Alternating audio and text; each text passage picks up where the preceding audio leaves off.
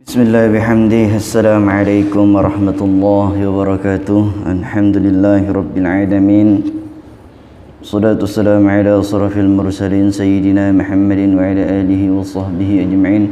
Allahumma aslih ummata Muhammadin sallallahu alaihi wasallam, farij an ummati Muhammadin sallallahu alaihi wasallam, warham ummata Muhammadin sallallahu alaihi wasallam, wanshur wahfazna ladal watani fil alamin bihaqqi Muhammadin sallallahu alaihi wasallam. Rabbi israh li sadri wa yassir li amri wahlul 'uqdatam min lisani yafqahu qawli, amma ba'd.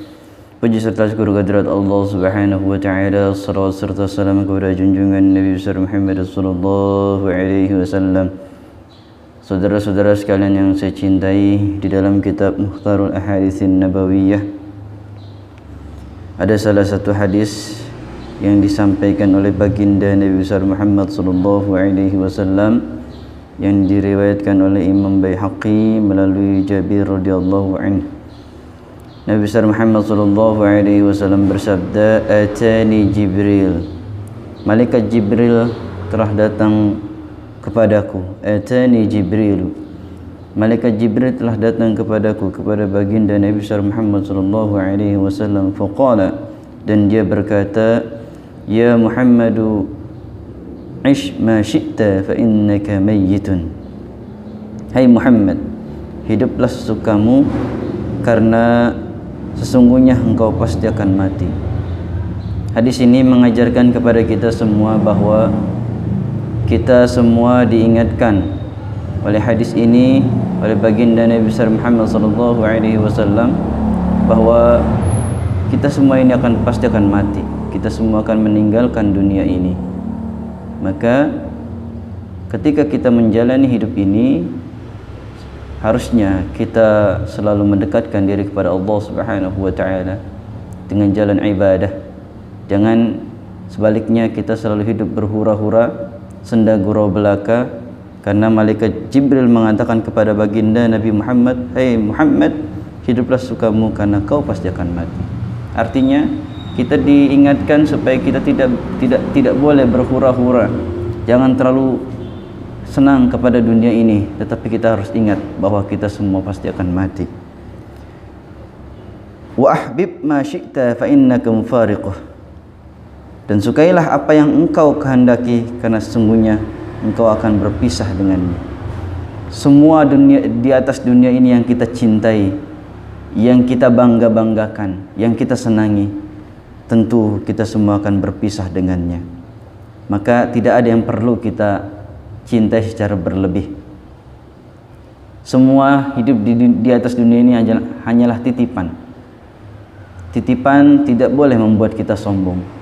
Titipan tidak boleh kita membuat lupa atas segala-galanya, lupa atas semua yang diperintahkan oleh baginda Nabi besar Muhammad sallallahu alaihi wasallam. Orang yang memiliki pasti tidak merasa, orang yang dititipi pasti tidak merasa memiliki. Tetapi sebaliknya, kalau orang yang merasa memiliki, maka dia tidak mau merasa kehilangan. Maka jadikanlah semua ini merupakan titipan dari Allah Subhanahu wa taala. Dan karena itu titipan, itu bukan merupakan milik kita. Itu milik Allah Subhanahu wa taala.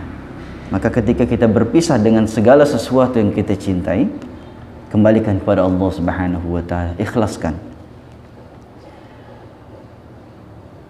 Wa'mal ma syi'ta fa innaka majziyun bih. Dan beramallah sesukamu, karena sungguhnya engkau akan mendapatkan balasannya. Ketika kita melakukan amal soleh, amal-amal baik, maka insyaallah nanti kita akan mendapatkan balasan dari Allah Subhanahu wa taala, pahala yang berlipat ganda, pahala yang banyak. Kalau kita melakukan amal soleh, maka Allah senantiasa memberikan kita pahala, dan pahala itu akan menolong kita dari alam barzah hingga hari kiamat. Wa'lam anna syarafal mu'min qiyamuhu bil lail. Dan ketahuilah bahwa kehormatan seorang mukmin terletak pada salatnya yang dilakukan bil lail, pada malam hari. Qiyamul lail, melakukan ibadah di malam hari. Bangun lalu melakukan salat hajat 2 rakaat, lalu bermunajat kepada Allah Subhanahu wa taala, meminta ampun kepada Allah Subhanahu wa taala. Maka oleh karenanya Allah Subhanahu wa taala akan mengangkat derajat orang-orang yang selalu bangun di tengah malam ketika saudara-saudaranya tertidur. Dia bangun di tengah malam bermunajat kepada Allah Subhanahu wa taala. Wa izzahu istighna'uhu 'anil nas, dan kemuliaannya terletak pada kemandiriannya dari pertolongan orang lain. Artinya apa? Kita tidak bergantung kepada orang lain. Artinya ketika kita masih bisa melakukan sesuatu itu dengan mandiri, dengan sendiri, maka kita lakukan dengan sendiri.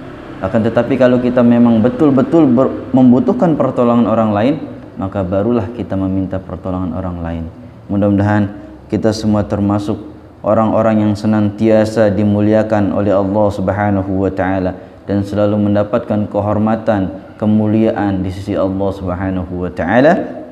Amin ya rabbal alamin. Kurang lebihnya saya mohon maaf. Wallahul muwaffiq wal hadi ila sabilir rasyad. Assalamualaikum warahmatullahi wabarakatuh.